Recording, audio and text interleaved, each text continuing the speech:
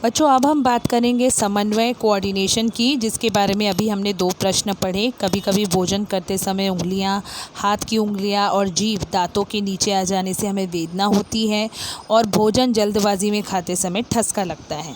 इन दोनों उदाहरणों से आपने जाना होगा कि समन्वय का क्या अर्थ है। अगर अभी भी नहीं जाना है तो समन्वय का सबसे पहले बच्चों डेफिनेशन क्या होता है वो जान लीजिए। विविध क्रियाओं का क्रमबद्ध नियमन, विविध क्रियाओं का क्रमबद्ध नियमन जो होता है वो होता है समन्वय, या फिर दूसरे शब्दों में कहें विविध क्रियाओं को क्रमानुसार करना, विविध क्रियाओं को क्रमानुसार करना, ये होता है समन्वय।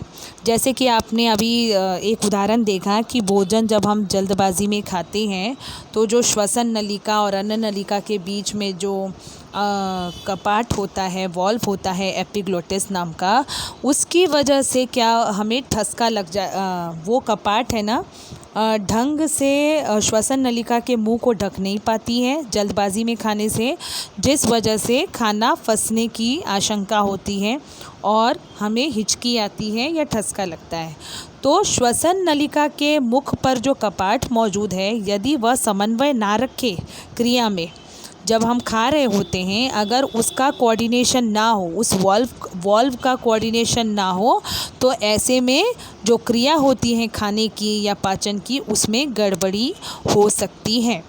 तो समझ रहे हैं ना कि यहाँ पर एक एक जो बॉडी शरीर के अंदर जो भाग हैं उनका समन्वय होना, कोऑर्डिनेशन होना कितना ज़रूरी है, और सब कुछ समय पर होना चाहिए। जैसे खाना जब निगला जा रहा है उसी वक्त उसी समय वो जो वॉल्व होता है वो श्वसन नलिका के मुख को ढकना आवश्यक होता है। सही बात है ना। तो इसलिए ये समन्वय होना जो है ये बहुत ही आवश्यक है। अब इसके अलावा क्या होता है कि हर जो क्रिया होती है ये एक तरीके से होनी चाहिए, अर्थात इसका अर्थ ये है कि इसमें कोई रैंडमनेस यानी कि यादृच्छिकता नहीं होनी चाहिए। हर स्तर पर हर प्रक्रिया में ये रैंडमनेस नहीं होनी चाहिए, एक तरीके से सारी प्रक्रियाएं संपन्न होनी चाहिए। और यदि सुयोग्य समन्वय किसी शरीर में है, सुयोग्य समन्वय है और स्थिर अवस्था में वो समन्वय बना हुआ है, तो ऐसी स्थिति को समस्थिति कहा जाता है।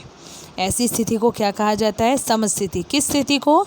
जब सुयोग्य समन्वय हो और वह भी स्थिर अवस्था में बना हुआ हो, तो इसे समस्थिति कहा जाता है।